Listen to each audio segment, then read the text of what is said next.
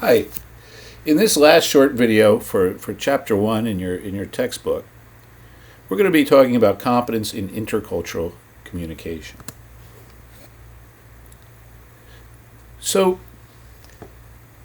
since the advent of the Industrial Revolution, advances in technology, transportation, and communication have led to increased exposure to a whole range of cultures. This is important to think about. If you've been born in Griffin, Georgia, let's say 150 years ago, 200 years ago, you probably never would have made it more than 10 miles away from downtown Griffin. You might have made it to Zebulon or Barnesville, but that's probably about it.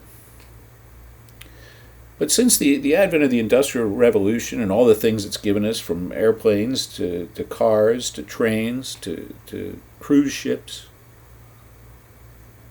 this technology, these advancements in transportation technology, have resulted in many of us being exposed to entirely different cultures that we never would have encountered otherwise.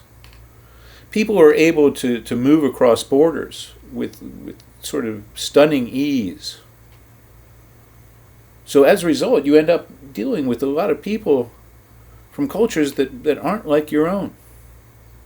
And sometimes, of course, this can be a problem, because what's acceptable in one culture might not be acceptable in another. As an example, self-disclosure and assertiveness, telling people about yourself and being assertive, is valued in the United States. We like people who are assertive, generally speaking. We like people who share things about themselves with us. But in Asian cultures, these attributes aren't valued. Asian cultures, most of them, are much more interested in the group than they are in the individual. So as a result, being assertive about the way you feel or talking about your opinions in many Asian cultures would be frowned upon. So these kinds of cultural differences can create problems when we try and communicate across cultures. Even beyond that, we need to recognize that there are what are called co-cultures that exist within any society. So co-cultures, what they're called now, they used to be called subcultures, meaning that they're smaller than the greater culture. These co-cultures can be made up based on age, occupation, sexual orientation, religion, and so on. There's really no end to the kind of co-cultures that you can think about.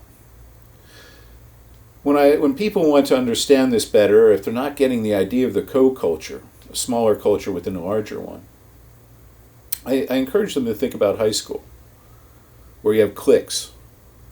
So when I grew up, we had the band people, we had the jocks, we had the metalheads. These were all co-cultures within the larger school culture. And so the same thing happens, for example, in American society. So we talk about retirees, for example. So that's where age figures in. We talk about millennials. That's a co-culture based on age. Sometimes we group people according to their occupations. Blue-collar workers, people who work with their hands, as opposed to white-collar workers, people with professional jobs like lawyers and accountants. So there are all these different co-cultures that exist, and it's important to be able to try and communicate across those cultures as well. And oftentimes that's very difficult. So how can we do this? What are some of the attributes for effectively communicating within different cultures or co-cultures? Well, the first one is you have to have a desire to communicate effectively. You have to be motivated. I remember when I was a kid, I went to live in France for about a year with my father. He was a college professor, go figure, and he had gotten a job as a lecturer at a college in France.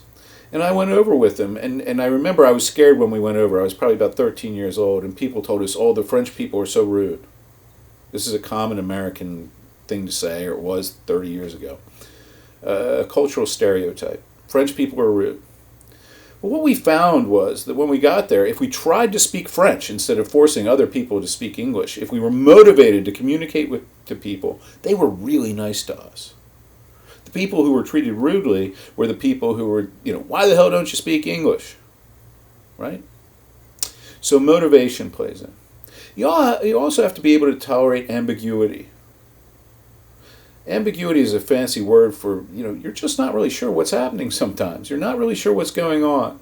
And so to communicate effectively across cultures, you have to be ready for sometimes you're just not going to be sure what exactly is happening. That maybe you're not getting your message across or you're not receiving their message. You have to be open-minded. You shouldn't be ethnocentric. Ethnocentrism is the idea, and we'll talk more about this in later chapters. Ethnocentrism is the idea that your culture is the best. Go USA. USA is the best no matter what. Well, if you have that attitude when you go to France, people might not treat you that well. So you have to be open-minded. You have to keep an open mind about other people's cultures and traditions. Some knowledge and skill helps too. So if you know their customs, if you're mindful about how you're acting, if you watch yourself, again, it's hard to see yourself sometimes. If you pay attention to other people, observe how other people function effectively in different scenarios, that'll give you clues about how you should act. Seek out information. Ask questions. Am I getting my message across? Do you understand what I said? Don't be afraid to ask questions and seek out information. And also, just don't be afraid to let people know, I don't understand how things work in your particular culture or co-culture. It's okay to say you don't know. My experience has been, after having lived in many different countries for quite some time, is that people are very forgiving if you just admit that you don't know what you're doing. Sometimes you just have to surrender, let people know that you don't know, and they'll help you. All right. So, just to summarize some of the key things that we covered in this first chapter. So we know that communication enhances our health. We know that not communicating is as bad as smoking cigarettes. We know that it adds years to our lives if we have a big social network. We learned that communication isn't a linear process.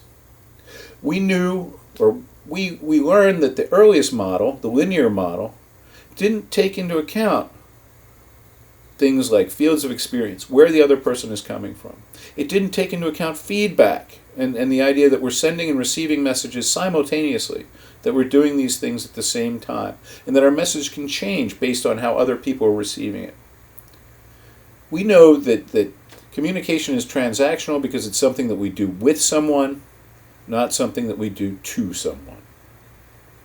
We know that we can look at interpersonal communication from a quantitative standpoint, which really just has to do with the number of people involved and is usually impersonal. And we know that we can look at it from a qualitative standpoint. And when we look at it qualitatively, it has to do with the uniqueness of the relationship you have with the other person, the irreplaceability of that other person in the relationship, about your interconnected fates. We know that the qualitative practice of communication is usually more meaningful. But every relationship ultimately deals with both quantitative and qualitative factors. We also learned that messages have both content and relational elements. There's what we're saying, the actual words that are coming out of our mouth, and then there's that relationship that we have with the other person, how we feel about them. We know that we're communicating all the time, whether or not we mean to. We're like transmitters and can't be shut off. We know that communication is irreversible. We know that we can't undo it once we've said something or done something. And then finally, we understand that communication competence is the ability to get what you want from other people in a manner that maintains or enhances the relationship. All right, that's it for Chapter 1 in this short lecture. I hope you learned something.